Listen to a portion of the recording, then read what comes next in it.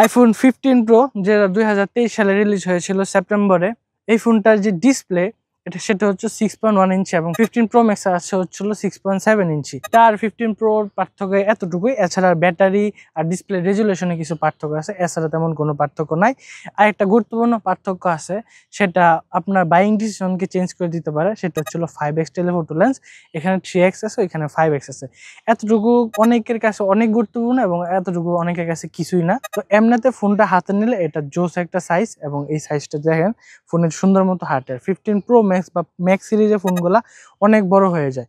তো বড় হওয়ার কারণে ওই ফোনগুলোতে কিছু সুবিধা পাওয়া যায়। ফোনটা ঠান্ডা হয় দ্রুত, ব্যাটারি ব্যাকআপ বেশি, রেজুলেশনটা বেশি থাকে। প্রো ম্যাক্স ফোনের রেজুলেশন 2K থেকে কিছুটা বেশি হয়, এইটা রেজুলেশন 2K থেকে কিছুটা খুব সম্ভবত কম। পিপিআইটা সেম, সামনে একটা ডাইনামিক আইল্যান্ড আছে। এই ফোনের যে ডিজাইনটা সেটা এটার দুইটা মডেল আগে এবং একটা মডেল পরে same. 13 pro, 14 pro, 15 pro, 16 pro যে পার্থক্য সেটা আসলে খুবই মাইনর। এটা খুঁজে বার করা যথেষ্ট কঠিন পর্যায়ে পড়ে যায়। এই ফোনের নিচে একটা টাইপ সি পোর্ট আছে। 15 প্রো এবং 16 প্রো মাঝখানে ক্যামেরা কন্ট্রোল বাটনটা আছে, সেটা ছাড়া আমি আর কোনো পার্থক্য এখন পর্যন্ত লক্ষ্য করি নাই এবং পাইও নাই। এই ফোনের যে ভিডিও কোয়ালিটি সেটা নিয়ে কোনো কিছু বলার নাই, রাত্রে দিনে যে কোনো সময় বেস্ট কোয়ালিটি দিবে, এতে কোনো সন্দেহ নাই। তবে এই ফোনটাতে একটা জিনিস আমি লক্ষ্য করেছি, যেটার জন্য আগের মডেলগুলোতে আমি যথেষ্ট ভুগেছি। আসলে আমি যেহেতু ইউটিউবে ভিডিও বানাই, যার কারণে 4K তে ভিডিও সবসময় আপলোড দেওয়ার চেষ্টা করি, এবং 4K তে 30 FPS দিলে জিনিসটা গ্লিচি লাগে। 60 FPS না হলে জিনিসটা আসলে স্মুথ হয় না, যার কারণে আমি আসলে 4K তে ভিডিও করতে পারতাম না, কারণ 4K 60 FPS এ ক্যামেরা চেঞ্জ করা যায় না। এই ফোনটাতে ফর দ্য ফার্স্ট টাইম এবার 4K 60 FPS এ 3টা ক্যামেরাতেই মুভ করা যায়। সেটা 13 প্রো ম্যাক্স বা 14 প্রো ম্যাক্সে পসিবল ছিল না, এবং অ্যান্ড্রয়েডেও এখন হয় কিনা যায় না। এই ফোনের ভেজেলগুলো অনেক কমিয়েছে অ্যাপল, যেটা লক্ষণীয়, প্রচন্ড কমিয়েছে। 14 প্রো ম্যাক্স থেকে এখানে ভেজেলটা অনেক কম। এখানে আসলে গড়িয়া লাগানো থাকার কারণে বুঝাতে পারবো না, হয়তো বা ভিড় হলে বুঝিয়ে দিতে হবে। এখানে একটা অ্যাকশন বাটন আছে, যেটাতে বাই ডিফল্ট সাইলেন্ট হয় এবং আনমিউট হয়, যেটাই করতে পারেন। তো এখানে আরো কিছু অপশন আছে, সেটার মাধ্যমে ক্যামেরা ওপেন করতে পারবেন বা আপনি কাস্টমাইজ করে নিতে পারেন। তবে আমার কাছে ক্যামেরা অপশনটা বেশি ভালো লাগছে এবং স্মুথ লাগছে। ক্যামেরার মাঝখানে এভাবে ছবি তোলার যে বিষয়টা, এটা আসলে অন্য লেভেলের একটা ক্যামেরা ফিল পাবেন। এখানে হাতটা সুন্দর মতো রাখা যায়। 16 সিরিজের ক্যামেরা কন্ট্রোলের থেকে এটা বেশি কাজের, কিন্তু এটা দিলে আবার সাইলেন্ট করার যে ফিলটা, আইফোনের যে মারাত্মক ফিল, ওইটা পাবেন না।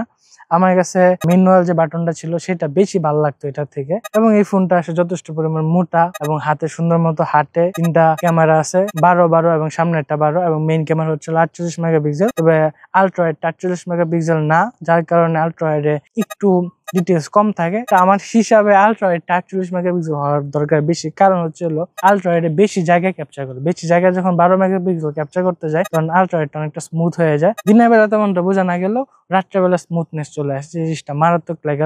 আমার কাছে বিরক্ত লাগছে, এবং আলট্রা ওয়াইডে যার কারণে রাত্রে কোনোভাবে ইউজ করা যায় না। 16 সিরিজে মুভ করলে আপনি 16 প্রোতে আলট্রা ওয়াইড পাবেন 48 মেগাপিক্সেলে, এবং যে জিনিসটা আপনাকে বদার করবে না। এই ফোনও বদার করবে না, যেহেতু এতদিন করে নাই। তবে এই অপশন কেন বাদ দিবেন? 15 প্রো ম্যাক্স নেওয়ার থেকে 16 প্রো নেওয়া বেটার। 15 প্রো নিতে পারেন, ফোনটার জোস। আমার হিসাবে যেটা মেজর প্রবলেম হয়ে দাঁড়ায়, 3x টেলিফোটো আছে, 5x নাই। ফর দ্য ফার্স্ট টাইম এবার যেহেতু অ্যাপল টাইপ সি পোর্ট দিয়েছে, এখানে 27 ওয়াট পর্যন্ত খুব সম্ভবত ওয়্যার চার্জিং সাপোর্ট করে, এবং 15 ওয়াট পর্যন্ত ওয়্যারলেস চার্জিং সাপোর্ট করে। ম্যাক্সিফ আছে অবশ্যই। অ্যাপল আসলে এইভাবে বললে হয় না, আসলে 30 মিনিটের মাঝখানে 50% চার্জ হয়। এটা আপনি এটা নেন না, যে কোনো ফোনই নেন, ব্যাটারি কম থাক বেশি থাক, ফাস্ট চার্জিং মিনস 30 মিনিটে 50% চার্জ হয়ে যাবে। এবং গেমিং এর সব ফোনে একদম বাটার স্মুথ চলবে, এটা স্বাভাবিক। এবং 15 প্রো থেকে উপরে যে সব সিরিজে আর্ম প্রসেসরের ম্যাকবুকের যে গেমগুলো আছে ওইগুলো চলবে। তার মাঝখানে অন্যতম হচ্ছিল রেসিডেন্সিয়াল ইভেল ভিলেজ, ওই গেমটা জোস। আর্ম প্রসেসরের যে গেমগুলো আছে আমি আসলে ভুলে গেছি, ওই সবগুলো গেমই চলবে। সামনে ডাইনামিক ক্যালেন্ডার যথেষ্ট কাজের, খুব সুন্দর লাগে। তবে 15 প্রো ম্যাক্স ডাইনামিক ক্যালেন্ডার ছোট লাগবে, এটি স্বাভাবিক, যেহেতু ডিসপ্লে বড়। এটা আসলে একটা আভিজাত্যের প্রতীক বলা যায়, যার কারণে অ্যাপল ইউজাররা কখনো এটা নিয়ে কোনো ধরনের সমস্যা তারা পড়ে না। তবে কোনো অ্যান্ড্রয়েড ফোন যদি এত বড় একটা ডাইনামিক আইল্যান্ড দিয়ে দেয়, তাহলে এই অ্যান্ড্রয়েডের জীবন সারা এটা এখানে স্থগিত হয়ে যাবে। তারা যদি মনে করে যে এই পর্যন্ত ডাইনামিক আইল্যান্ড দিবে, অর্ধেকটা দেখা যাবে। তবু এই যে দীপ্তের মতো ফোন লোক এটা কিনবে, আমিও ইনশাল্লাহ কিনবো, কিন্তু সবাই কিনবে টাকা হলে। তবে এই ফোনটার বাজে দিক বলতে, ফোনটা একটু মোটা, ফোনের ক্যামেরাটাও যথেষ্ট উঁচা, নিচে রাখলে সমস্যা হবে, ফোনটা ওজনই।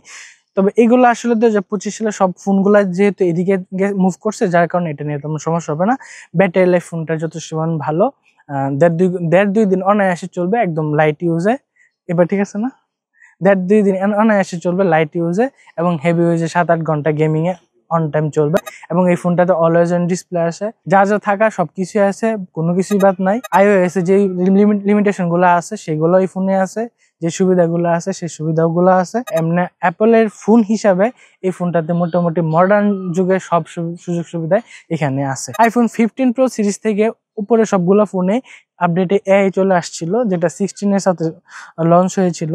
এই আপডেট আসলে অ্যাপলের এআই তেমন কাজের না, যেহেতু আমরা সবাই মূর্খ, এই ফোনের মালিক যে সে আরো একটু বেশি মূর্খ আমার থেকেও, যার কারণে আসলে ইংলিশে আমাদের কোনো কাজে লাগে না। তার মাঝখানে একটা হচ্ছিল নোটসে বিভিন্ন ধরনের ইংলিশে নোটস লেখলে বা কোনো লেখা লেখলে সেটা বিভিন্ন ধরনের কাজ করা যায়, রিরাইট বা বিভিন্ন ধরনের, অথবা ইংলিশে মেসেজ দিলে বা যে কাজগুলো হয় সব ইংলিশ হয়। এবং এখানে যে 4 জন লোক আছে তারা দুনিয়ার সবচেয়ে বেশি মূর্খের পর্যায়ে পড়ে, অন্তত ময়মনসিংহের মধ্যে। যার কারণে আমাদের কাছে ফোনটাই আছে আসলে এই ইউজ করার মতো এবিলিটি আমাদের নিজের মধ্যে নাই, যার কারণে ফোনকে দোষ না দিয়ে আমরা আমাদেরকে দোষ দিই। তবে অন্যান্য যে কোনো এই বাংলা সাপোর্ট করে, কিন্তু অ্যাপল করে না। তবে অ্যাপল এআই অনেক দিক দিয়ে পিছিয়ে আছে, স্যামসাং এ এআই অনেক কিছু অ্যাড করতে পারে, ছবিতে আবার বাদ দিতে পারে। ওই অপশনগুলো এখানে আসলে নাই বললেই চলে, যেগুলো আছে এটা এমন কাজের না অ্যাপলের 15 প্রো ইউজটা। এবং স্টেরিও মাইক যেটা আছে সেটা খুবই লাউড, যথেষ্ট লাউড, এবং এখানে মাইক্রোফোনও বেশি আছে। তবে এটা ইউএসএ ভার্সন না হয়, এখানে 5G অ্যান্টেনাটা নাই। আবার অ্যাপলের পোর্ট্রেটটা অন্য লেভেলের কাজ করে। অ্যাপলের পোর্ট্রেট সুন্দর, সব জায়গাতে সবভাবে ধরতে সক্ষম। আমি যদি ছবি তুলি, এই ফোনে সিনেমেটিক মোড আছে, অ্যাকশন মোড আছে, যা যা থাকা সবকিছুই আছে, না এর মধ্যে কোনো কিছুই নাই। এবং গেম তো বললাম আমি বাটাস মোড চলে। বন্ধু তুই তো আগে স্যামসাং এ ছিলি, S24 আলট্রা চালাইছিস, ওই থেকে আইফোনে গেলে মুভ করছিস, তো কেন মনে হলো যে আমি স্যামসাং এ থাকতাম না? আমি স্যামসাং চালায় স্যাটিসফাই না। আচ্ছা, এর মাঝখানে সবচেয়ে গুরুত্বপূর্ণ যে বিষয়টা সেটা হলো গেমিং এ। গেমিং এ কি পার্থক্য পাইছো? আমি স্যামসাং চালাইছি, আইফোনও চালাইতেছি। আমি স্যামসাং চালায় দেখছি যে গেম খেললে ফোনটা তাড়াতাড়ি হিট হইতো। এই সমস্যা তুই কোন ফোনে পাইছো? আমি স্যামসাং S24 আলট্রাই পাইছি। S24 আলট্রাতে পাইছো? অ্যান্ড্রয়েডে মা একটা সমস্যা পাইছি, সেটা হচ্ছে হলো লেন্স চেঞ্জিং এর ক্ষেত্রে, যেরকম আলট্রা থেকে মেইন ক্যামেরা থেকে টেলিফটো যাইতে একটা টাইম নিতে, একটা টাইম নিতে, একটা বাড়ি মারতো। এটা আইফোনে নাই। এবং এই ফোনটা যদি 2025-এ কিনেন, আমার মনে হয় 17 লঞ্চ হওয়ার পর যদি কিনেন, এই ফোনটার দাম আরো 10 থেকে 15,000 টাকা ডিক্রিজ করবে। তখন কিনলে আমার মনে হয় সবচেয়ে বেস্ট ডিসিশন হবে। এই মুহূর্তে না কিনে 1 মাস এদিক সেদিক, তো 1 মাস পরে কিনলে সবচেয়ে ভালো হবে। তখন হয়তো এই প্রাইসে আপনি 16 প্রো কিনতে পারবেন। এই ফোনটাতে গ্রিন লাইন ইস্যু বা কোনো ধরনের ইস্যু এখন পর্যন্ত পাওয়া যায় না, পাওয়া গেল সেটা খুবই মেজর। ওইটা আসলে 13 প্রো ম্যাক্স বা 13 প্রো সিরিজের মধ্যে তো ব্যাপক হারে না, 14তে অনেকটা কমই ছিল।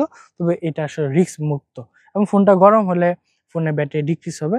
এই ফোনটা জানুয়ারি 2024-এ খুব সম্ভবত ফেব্রুয়ারিতে কেনা হয়েছিল, এবং ব্যাটারি হেলথ 85%, এবং 600 বারের উপরে সাইকেল কাউন্ট চার্জার আছে। তো ওই হিসাবে ফোনটা অনেকটা ইউজ হয়েছে। এবং এখন ফোনগুলো নিলে আপনি আসলে অথেন্টিক নিতে পারবেন। আইফোন 15 প্রো বা 15 সিরিজেই 90-র উপরে ব্যাটারি হেলথ পাওয়া যায় না। তবে দোকান থেকে আইফোন 6 কিনলেও 90-র উপরে ব্যাটারি হেলথ থাকে।